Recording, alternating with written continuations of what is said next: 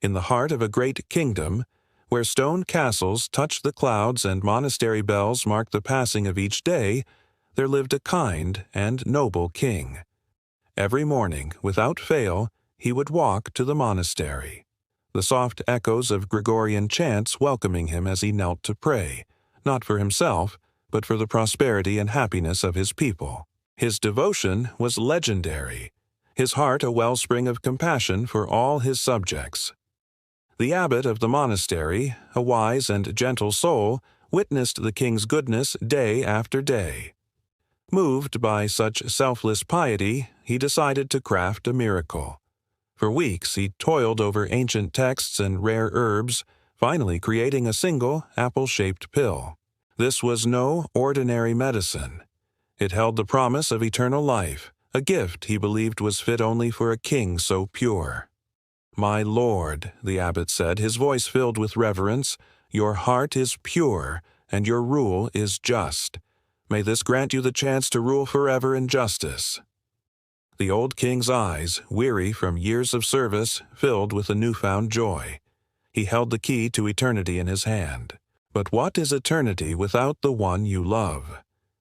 The king rushed back to the royal chambers, his heart pounding not with the thought of endless years, but with a selfless desire. He found his favorite mistress, a woman whose beauty he cherished above all treasures. "My love," he declared, his voice trembling with emotion, "I have lived a long and full life. This gift is not for me. It is for you. You shall have it." He placed the pill in her hand, a testament to his affection.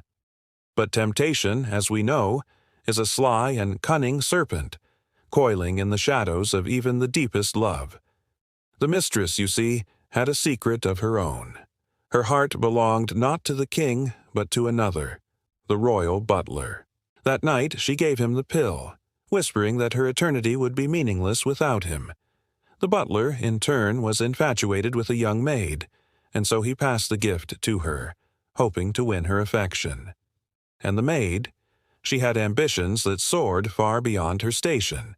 She dreamt of silks and crowns, of becoming queen. And so, with a hopeful heart, she sought out the one person who could make that dream a reality. She presented the pill, right back to the king himself. The king stared at the pill, then at the maid, and the terrible tangled web of betrayal began to unravel. When the truth finally came crashing down, the king's heart didn't just break. It shattered into a million pieces. The love he thought was true was a lie. The loyalty he commanded was a farce. In a fit of blinding rage, he ordered them all, the mistress, the butler, and the maid, to be executed. The drumbeat of justice was swift and merciless. Haunted by the ghosts of his own fury and the emptiness of his throne, the king saw the folly of his desires. Power, love, even life itself. It was all fleeting. He abdicated, leaving his crown and his kingdom behind. He returned to the monastery, not as a king, but as a humble monk, trading his royal robes for simple cloth. He no longer sought an eternal life, but an eternal peace. For in the end, power fades, but wisdom endures. Thank you for watching. If you enjoyed this story, don't forget to like, subscribe, and ring that bell for more tales from history and legend.